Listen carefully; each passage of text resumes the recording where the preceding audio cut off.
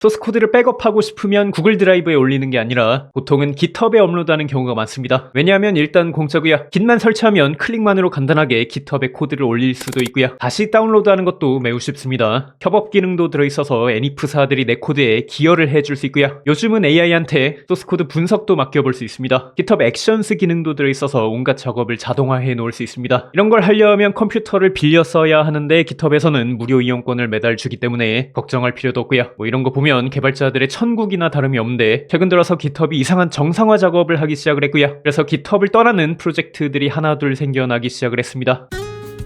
지그라는 C 언어 대용품이 있습니다. 자, C 언어가 할 수 있는 것들을 좀 더 편리하고 안전하게 만들어 놓은 언어고요. 지그 소스 코드도 깃허브에 올려서 관리하기 때문에 당연히 깃허브 액션스로 빌드 작업을 해왔었습니다. 근데 어느 순간부터 깃허브 액션스가 맛이 가기 시작을 한 거예요. 어떤 시기였냐면 빌드 작업 같은 게 도중에 멈추거나 이틀 동안 뺑뺑이 돌거나 그랬던 거고요. 이유는 간단한 버그 때문이었는데 리눅스에서 쓰는 슬립 커맨드가 없으면 지들이 만든 커스텀 스크립트로 대체를 해버리는 코드가 있었고요. 근데 그 코드가 CPU 사용률을 100% 찍어버리는 식으로 비효율적으로 슬립 동작을 하게 만든 그런 코드였기 때문에 그게 버그를 만들어가지고 테스트나 빌드 작업이 이상하게 안되고 이틀 동안이나 계속 실행 중이라고 뜨고 그런 현상이 많았다고 합니다. 아무튼 1년 동안 해결을 안 해주니까 저번 달에 결국 깃허브를 탈출해버렸습니다. 근데 놀라운 게 깃허브에는 깃허브에 이제 올리팬스 같은 게 있어가지고 오픈소스 개발자들을 후원할 수 있는 시스템이 있습니다. 지그 프로젝트도 한 달에 1000만원 이상 요걸로 수입을 올리고 있었는데 요거를 남자답게 포기하고 가버린 거고요.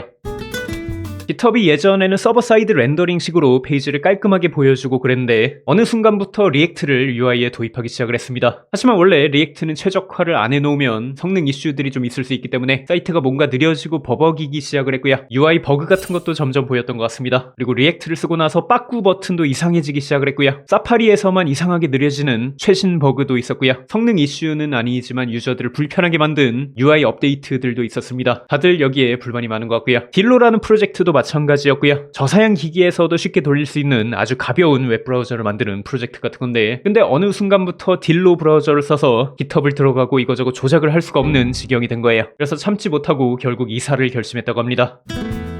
깃허브 액션스를 써서 빌드 작업 자동화를 해놓고 싶으면 원래 돈을 좀 내셔야 합니다. 당연히 깃허브의 컴퓨터를 빌려서 쓰는 거니까요. 하지만 착한 깃허브는 무료 사용량도 제공해주고요. 셀프 호스팅 옵션도 있습니다. 대충 이런 식으로 설정을 작성하면 집에 굴러다니는 맥북 가져다가 깃허브 액션스랑 똑같은 작업을 공짜로 돌릴 수가 있는 거예요. 하지만 동일한 컨텐츠를 다르게 즐기는 게 문제였는지 저번 주에 정상화 선언을 했는데 극악무도한 셀프 호스팅 쫙들에게도 요금을 부과하겠다고 했습니다. 그러니까 내 컴퓨터를 사용해서 이렇게 빌드 작업을 해도 돈을 내셔야 하는 거예요. 비유를 하자면 내가 이마트에서 재료를 가져와서 이렇게 요리를 하려는데 갑자기 이마트에서 분당 요리 비용까지 청구하는 느낌이고요. 그래서 유저들 반발이 심해지다 보니까 결국 깃허브의 디렉터 같은 분이 있는데 사과 메시지를 쓰셨고요. 내년부터는 가격 인하도 해준다고 하는 것 같습니다. 왜 그랬냐면 원래 깃허브 측에서도 셀 흉작들의 컴퓨터랑 통신을 해야 하니까 서버 비용, 트래픽 비용 그런 부담이 있었을 텐데 근데 실제로 셀프 호스팅을 쓰는 사람은 별로 없었을 거고요. 아마도 깃허브 액션스를 되팔이하는 업체들에 대응하려고 했던 것 같긴 합니다.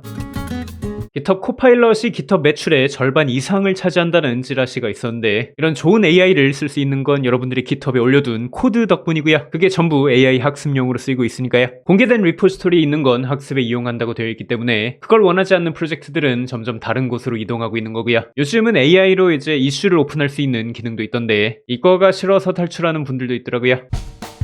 그래서 깃허브의 정상화가 싫으면 대체제들이 많습니다. 가장 유명한 깃랩이 있고요. 깃티라는 서비스도 있는데 이런 걸 쓰면 깃허브 같은 서비스를 직접 쉽게 구축을 해서 쓸 수 있고요. 코드버그라는 것도 있습니다. 자, 얘는 비영리 단체이기 때문에 광고라든지 데이터 수집 이런 게 없습니다. 코드버그는 어떤 식으로 운영되고 있는지도 매달 투명하게 공개를 해주는데 읽어보시면 귀엽습니다. 최근에 가입자 20만 명을 돌파했고 2명의 알바생도 채용했다고 하네요. 하지만 깃허브에 만들어둔 리포지토리랑 스타포스랑 이런 거 다 버리고 새로운 곳으로 가기 귀찮잖아요. 깃허브나 쓰도록 합시다.